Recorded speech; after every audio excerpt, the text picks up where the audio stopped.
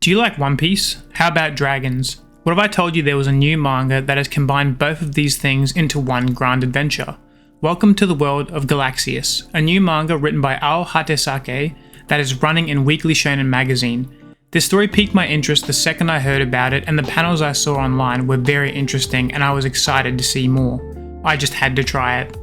This story has some obvious inspirations, like One Piece and Hunter x Hunter, and they will become apparent to anyone that has read or watched both of those series.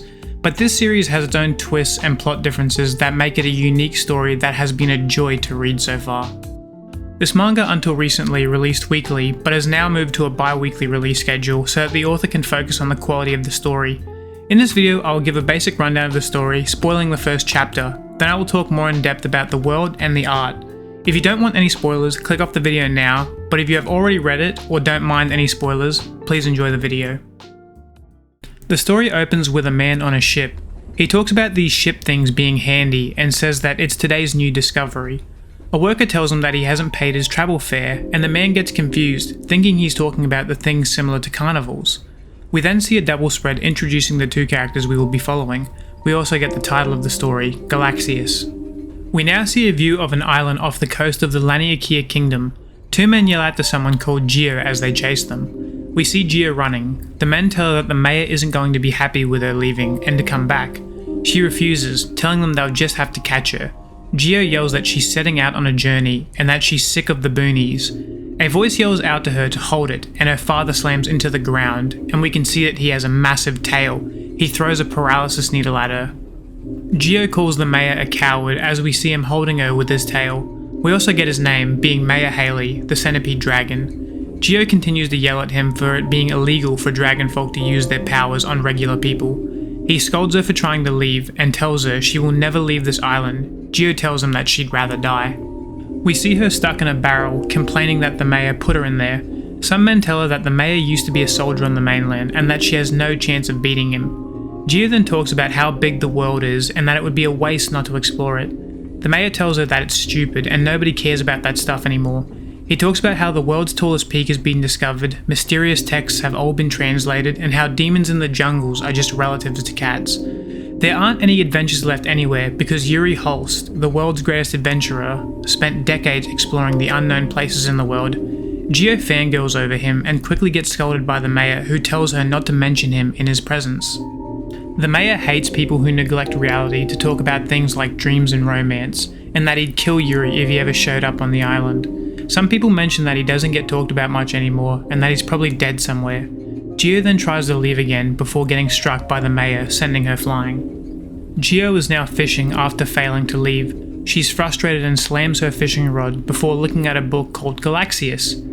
Her rod then suddenly starts moving because she's hooked something. She grabs the fishing rod and pulls it up, only to realize she's hooked someone. It's the man from the start of the chapter. Gio is shocked and the man is confused on what to say, so he just asks if anything's biting today. Gio gives the man some food and he tells her he's been swimming since this morning. He keeps getting her name wrong. Gio is suspicious of the man. In the next panel, he slams his head into the muddy ground, thanking her. At least, this is what he's heard he should do when he's thanking someone. Gio tells him to get up and that he didn't need to do that there, and then he tells her that it's best to do it right away. At least that's what he's heard the rule of the world is. You don't know anything? Gio asks. The man replies saying that he can't remember anything about himself or the world, and that all of his memories just disappeared one day. When he realized that, his journey begun. He says it's not going well as he boarded a ship and didn't know you had to pay. Gio shows him the lighthouse she uses and the man is amazed. He starts looking through all the books. He then pulls out a notepad and tells her that this is today's new discovery. Gio is curious what he's recording. It's a journal. The man compiles all the things he's discovered, and Gio becomes frustrated that someone as clueless as him gets to travel around freely while she's stuck. She sees he learnt to read on day 47. She remembers a time where she told the mayor about the stars in the desert and how fascinated she is with the world. The man asks if anything is wrong, and she tells him nothing, while thinking that her and the man are the same. In the next panels, we see some fishermen encountering a salt bridge. They debate over what caused it when one of them says it must be some dragonfolk power. A voice asks one of the fishermen if there's an island ahead. They say they're looking for someone. We then cut to Gio and the man talking. She is showing him all the canned food she has prepared. Geo then tells the man about a dream she has, and it's to someday leave this island and go on a journey, meet lots of people and see lots of things, and put it all into a book so kids in the future can read it and get excited like she does. Her father is against it. He hates the idea of her leaving, and she mentions that he and the other adults on this island gave up their youth to develop the village. Geo doesn't think she can oppose her father. Geo says that maybe in the next life she can go further away. The man grabs her and calls her a dummy. He calls her other names before telling her that she's boring. If she wants to go on an adventure, then she should just do it, and not give up because someone's against it. Geo begins to repeat that she can't go against her father. The man replies, "Wrong question," while placing his hand on her shoulder. He asks, "What do you want to do?" Geo responds that she wants to go, and she won't let anyone get in her way. We now see the mayor talking with someone, and they mention that Geo is taking a while. The mayor tells him to drink his water and get back to work. The man tells him, why not just let Geo go? We can cover her portion of the work. The mayor replies that this isn't about that. The mayor's daughter can't just abandon her village. The worker tells him no one cares about that, and the mayor tells him to shut up. He is the strongest, so don't talk back. We then see Geo talking with the man. He intends to swim 2 hours to the next island. Geo and the man chat a bit more, and he asks her if she will be okay with her dad. Geo says it's her one chance to leave, so she's going to make sure he's smiling when she goes. The man begins walking away when Geo says, "See you, Narade." She got the name from the book she's been carrying. She worries he might not like it, but he tells her he will make good use of it excitedly. Narade then leaves, swimming off. Geo psychs herself up and begins heading home to talk with her father. She gets startled by something in the woods. She can tell it's her father. He's holding a bag.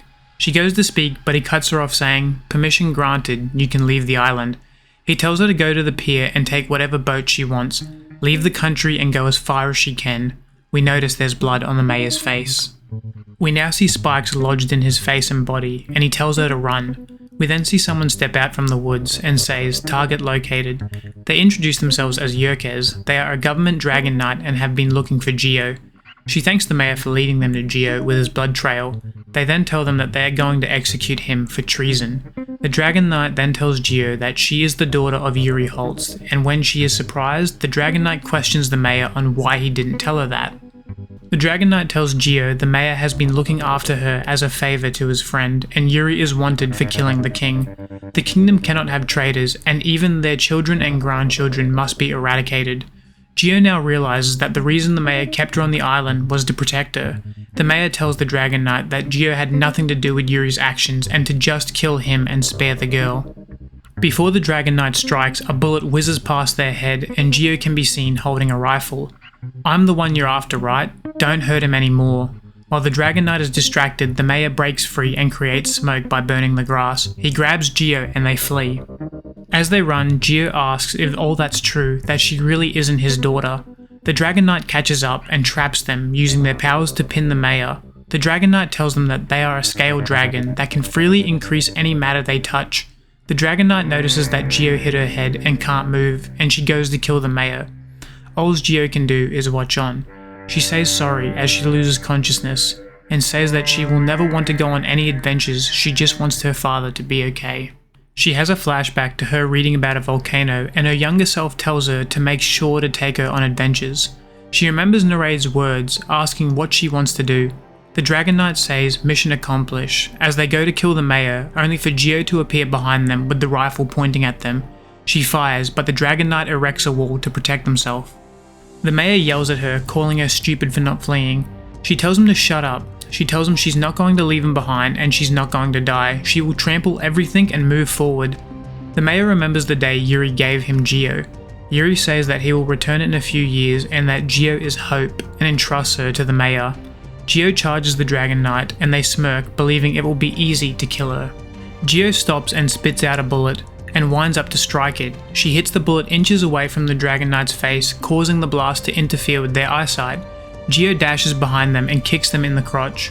She returns to her father and tells him she's leaving, but is interrupted by the Dragon Knight shouting her name. They wind up to punch Geo, only for their punch to be blocked by Narade. He scolds them, telling them that they'll get arrested if they hit people. Geo asks why he's back. He tells her he was too scared to swim at night. He also tells her that he takes back what he said earlier. "You're not the least bit boring." The Dragon Knight gets frustrated by their chat and attacks Narade, but in the blink of an eye, he has darted away with Geo and the mayor. He says he's got his energy back from eating the canned food, and he says he will give this a go again. We see a large tail grow from Nereid's back as he says grit your teeth. We can see power emanating from him as the ground beneath him breaks from the pressure. He is a dragon folk. The Dragon Knight launches an attack towards him. Nereid digs his hands into the floor, and in the next panel we can see he has flung himself forwards towards the Dragon Knight. The Dragon Knight becomes flustered as he breaks past his attack that's as hard as steel. They tell him that he's protecting the King Killer's child. Nereid doesn't listen and pulls his arm back for a punch. Nereid yells that he doesn't give a shit about that and punches the Dragon Knight with full force. The force of the punch creates a massive shockwave and the Dragon Knight goes flying. We see that the punch has left massive cracks in the nearby mountain. The rocks disintegrate from the mayor's head and the Dragon Knight's powers must have stopped when they lost consciousness. The mayor begins questioning Geo if she has been seeing Nereid secretly. Geo is amazed that Nereid took out someone so strong in one punch and questions just who he is. Nereid then asks if she wants to come with him. Nereid says that he heard she's Yuri Holst's daughter and that the truth is he's been looking for him. Nereid has his own reasons for wanting to meet him. He says it would be more fun with the two of them. Geo glances at the mayor, who nods in approval. He tells her to do as you like. He has been trying to hide her, but there's no point now. He vowed to raise her to be different from her father, but adventurous blood runs through her veins. He thinks he failed as a parent. Geo slaps him and says that he doesn't get to decide that, and no matter what happens to her, she will return to this place. Nereid then tells the mayor that the first thing he discovered on his journey is that humans love adventures. We then see the villagers waving them off as they cross a bridge, thus beginning their adventure. Well, that concludes the first chapter, and I'm sorry if it dragged on a bit. It was quite a dialogue-heavy first chapter. But now I will cover the World of Galaxias and the art, so if you don't want any more spoilers, click off now, but if not, let's continue. Quickly before I start, I like Geo and Nereid being like blank slates in terms of experiences, with Geo only living on a small island and Nereid losing his memories, so we experience the world along with these characters and learn as they do. Now to the World of Galaxias, and like One Piece, I think it is going to follow the characters as they travel to different islands that vary in different ways. We have already seen some interesting areas like the Fungus Kingdom, a kingdom that formed from the mushrooms left after a battle that involved a legendary Dragon Knight. The mushrooms formed in the chasm and created platforms for the city to thrive on. It's still early in the series and I expect to see many more interesting and diverse places. Now for the most fascinating thing about the series, and that's the Dragon Folk. They have a wide variety of designs as you can see right now, and a lot of different powers that can range from shapeshifting to matter manipulation. The government runs the country loosely. They allow a Dragon Knight to rule over a selected area by being the strongest. They will dictate the law in the region they oversee, and the only way for this to change is for a stronger Dragon Knight to overthrow them by winning a duel. We see this take place early in the series with a Dragon Knight called Chalk taking over a town a Dragon Knight called Reno protected. It's a meritocracy that's in place to keep the Dragon Knights in check and keep them from becoming complacent. Now for exceptional Dragon Knights, they can become what's called a Zodiac, which are the strongest Dragon Knights from the 12 regions of Lanakia, and they follow orders directly from the Dragon King. It is said that a single Zodiac has the same power of an atomic bomb. We have seen some of what they are capable of, and they are certainly powerful. If you have seen Hunter x Hunter, then I'm sure you can see the similarities between their Zodiacs and this one. There is much more to this world I can't wait to find out about, like the Cane Dragon, which passes by like a shooting star and was something made by the first Dragon King to help him rule the world. Or to find out about Yuri Holst and what exactly is happening with him. It's all very exciting and I will definitely be reading the next chapters to find out more. The art in this series has been very good right from the beginning. The highly detailed double spreads are always a joy to see. The fight scenes are so hype and the transfer of power from punches is conveyed so well, whether it's someone absorbing a punch or the terrain breaking and changing from the fight. It's all drawn so well and leaves little to the imagination. The character designs are also fantastic and I think perfectly portray each character. Some standouts for me would be the mayor, who is old and imposing, or Schmidt, the Mugina dragon, who seems like a shady and deceptive character whose power is shapeshifting. There are many more well-designed characters, but I won't spoil all of them. I can't wait to see how different islands and regions we visit will be drawn, as the 3 we have seen so far have been very enjoyable to see and have their own character and charm to them. I think the quality of this manga's art certainly isn't something you would expect from the first 18 chapters of an author's first series. I'm excited to see how their style will mature and grow. Galaxias is certainly a charming mishmash of different stories that I think has enough different about it to become an exciting evolution of these types of manga, and I'm excited to follow along with Narade and Gio's story. Well, that's it for this video. If you liked it, please like and subscribe, and I'll see you in the next one. Bye!